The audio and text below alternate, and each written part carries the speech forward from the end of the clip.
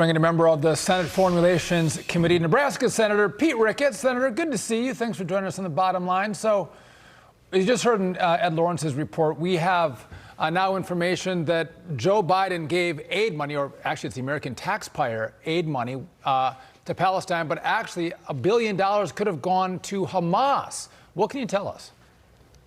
Well, first of all, this is just a demonstration of how naive and stupid the Biden administration is.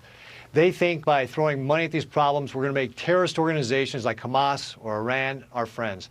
And in fact, that press conference you had with Senator Blackburn was about our announcement to get permanently blocked the $6 billion that the Biden administration was trying to allow Iran to access.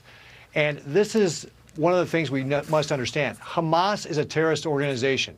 They control Gaza. Israel, our closest ally in the Middle East, is at war with Hamas. They should receive no resources that would help them as long as this war is going on. When Hamas surrenders and is destroyed, then you can go back in and rebuild Gaza. But right now, if you give aid to Gaza, you are aiding a terrorist organization. So whether they stole the money in the past or not is irrelevant at this point. We need to cut off all the resources, all the money that is going into Gaza.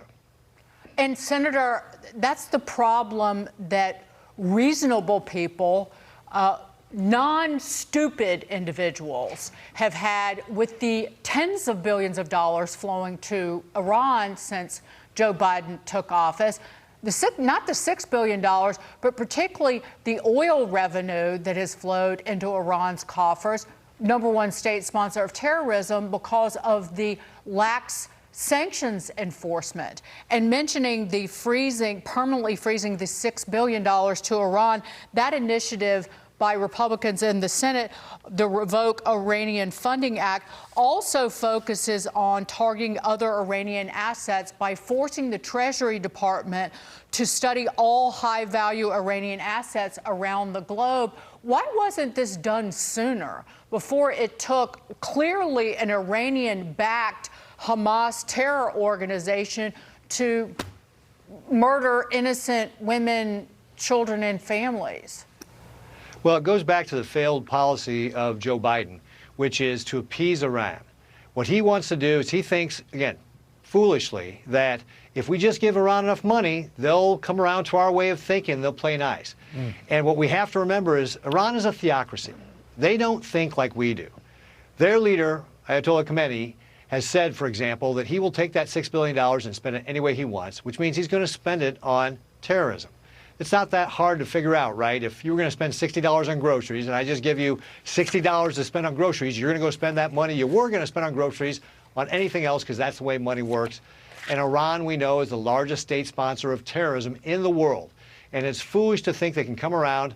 They have nothing but contempt for us. They've been playing us, especially if you believe the Wall Street Journal report that they were planning this attack with Hamas. At the same time, they were doing this secret negotiation to get the $6 billion unfrozen. This has got to stop. We have to take a hard line with Iran, which means freezing everything we can get our hands on to be able to choke off all this money that's flowing to terrorism. So I want to pivot, but not too far, Senator, because Jack Lew, President Biden's nominee for ambassador to Israel, he's set to testify in front of the Senate Foreign Relations Committee on Wednesday for a confirmation hearing. You've previously expressed concerns over Lew's positions on Iran. And so, as we've talked about here, one, Joe Biden unfreezing $6 billion.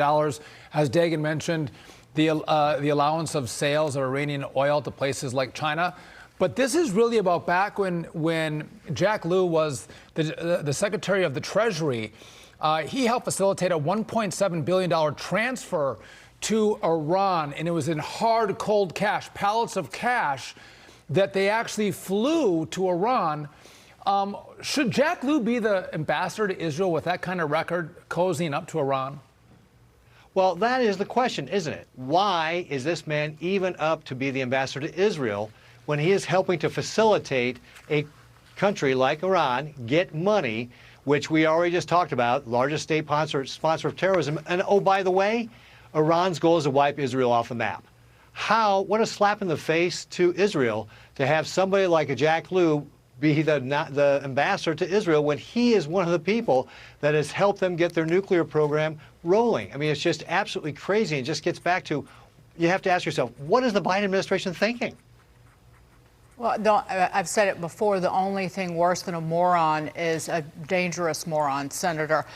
What can you tell us about any investigations into the Iran envoy, Robert Malley, who's been on leave because of some security issues since June of this year? Because some have heavy-duty reporting going on that there was essentially an Iranian spy ring that was being run in Washington. And there's so many details that the American people and certainly the people of Israel and the victims of Hamas terrorism deserve to know about who was the Iranian envoy for the United States. You're absolutely right. The American people deserve to know what happened here with O'Malley. And it is one of the things that my colleagues have been trying to get some answers on and getting stonewalled. For example, Marco Rubio has been leading the charge in many cases on these things. And the administration just isn't telling us what's going on here, but it seems very odd, and we should know what is going on. Is this dismissal part of that whole Iran spy ring? Or what is going on? How do these people even get security clearances in the first place? And I know that one did get rejected eventually, but this is just part of the naivete of the Biden administration to think that somehow if you play nice with Iran, we'll be able to work it out. That is not who they are. This is a country that is opposed to us. They chant death to America, they chant death to Israel, and like all dictatorial regimes, authoritarian regimes, we should believe them when they say that. They want to destroy us and they want to destroy Israel. You cannot play nice with them. You can't give them enough money. There's not enough money in the world for them to change their religious beliefs that they should destroy us. Again, it's a theocracy. Ayatollah Khamenei believes this in his heart that he is supposed to destroy us. There is no way that we can bring them around to our point of view. Senator Pete Ricketts, always a pleasure seeing you. Thanks for joining us on The Bottom Line. We appreciate it. Keep up the good work. Great. Thanks for having me.